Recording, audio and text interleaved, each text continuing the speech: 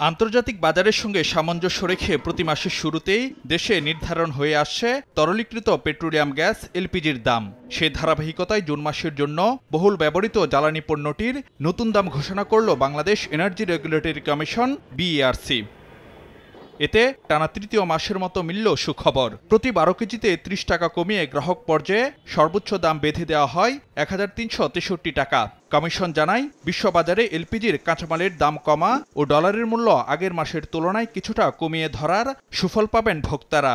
গত মাসে ডলারের মূল্য ছিল আমরা 119 টাকা 21, আর এই মাসে আমরা ধরেছি 118 টাকা। 12 কেজি সিলিন্ডার কোম্পানি বিক্রি করে 1268 টাকায়, পাইকারি বিক্রেতা বিক্রি করবে 1318 টাকায় এবং খুচরা বিক্রেতা বিক্রি করবে 1363 টাকায়। তবে বেঁধে দেয়া সীমারেখার চেয়ে বাড়তি দাম রাখার অভিযোগ থাকলেও ভিন্ন কথা শোনালেন বিইআরসি চেয়ারম্যান।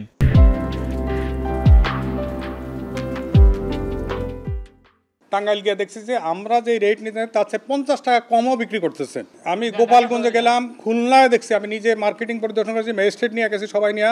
আমি কোনো দোকানে পাই নাই যে 1 টাকা বেশি বিক্রি করে জরিমানা করব। সেই জন্য আগে যে অবস্থাগুলি আপনারা দেখছেন সেই অবস্থা নাই।